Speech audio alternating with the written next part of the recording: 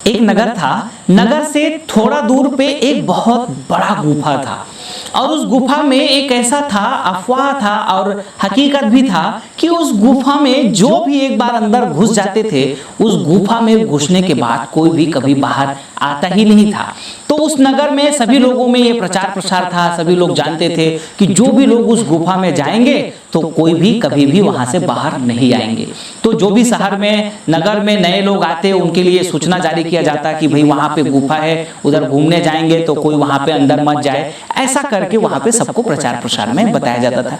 वो एक बार उस नगर में एक और नवयुवक आदमी आया और नवयुवक आदमी ने इच्छा जाहिर किया कि मैं भी उसके अंदर जाऊंगा। वहां आसपास के रहने वाले नगर वासियों ने मना किया कि वहां मत जाइए। अब तक जितने लोग गए हैं सबके सब वहीं अंदर चले गए, कोई बाहर आया ही नहीं है अब तक का। तो वो नवयुवक ने कहा कि नहीं, जो भी है मैं एक बार जाके देखूं तो सही कि है क्या।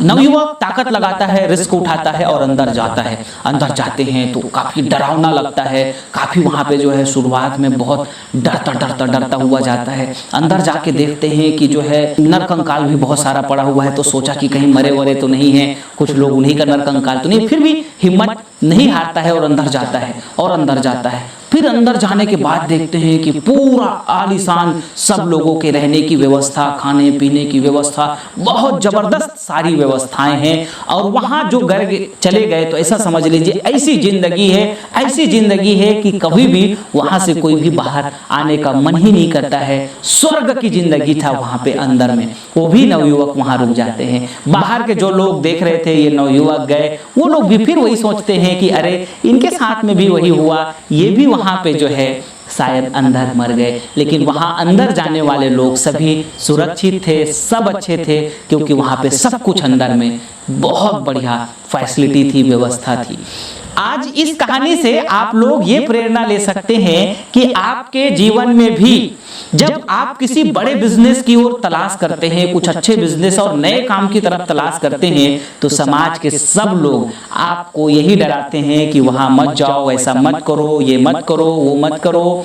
बहुत सारे लोग आपको डराते हैं और आप अगर रिस्क नहीं उठाते हैं तो वहीं से वापस चले आते हैं। और जब कभी आप रिस्क उठा लेते हैं और अंदर चले जाते हैं तो ऐसा समझ लीजिए ऐसी सफलता मिलती है कि वहां से फिर कभी कोई भी वापस आज तक आया ही नहीं है उस सफलता के बाद में। तो आप अपने जीवन में यदि ऐसे भयानक आपको गुफा दिखाई दे रहा हो, कोई रास्ता नहीं दिखाई दे रहा हो, तब भी आपको रिस्क उठा करके आपको जाना चाहिए, करना चाहिए। और आप जिस दिन उस काम को बिना डरे हुए कर लेते हो तो वो सफलता आपको बहुत बड़ी ही मिलती है। लेकिन हमेशा ये ध्यान रखो कि रिस्क उठाना है, सोच समझ करके 10 बार उसके ऊपर विचार विमर्श करके आप रिस्क उठाइए और नए काम को करिए। जैसे ये विदेशी लोग रिस्क उठाते हैं, अमेरिका से चल के, चाइना से चल के, जापान से चल करके, अलग अलग देशों से चल करके रिस्क उठा करके भारत में आते हैं और भारत देश में तगड़ा व्यापार करके भारत देश के पूरे अमेज़न वाले, वॉलमार्ट वाले, ये बाटा, प्यूमा, एडिडास, हिंदुस्तान यूनिलीवर, कितनी सारी विदेशी कंपनियां हैं जो इस देश में आकर के रिस्क उठाए और आगे बढ़ गए।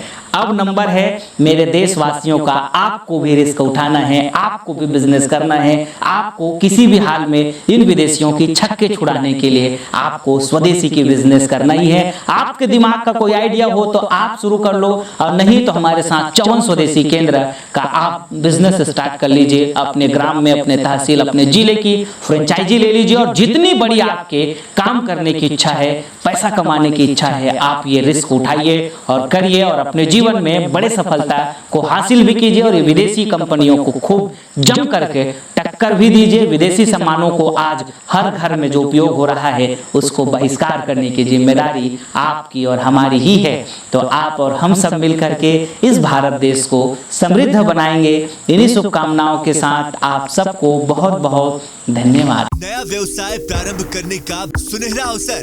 श्री च्यवन स्वदेशी केंद्र का ग्राम, तहसील एवं जिला स्तर पर फ्रेंचाइजी के लिए आज ही संपर्क करें 9516263333 और 9516264444 पर। श्री च्यवन।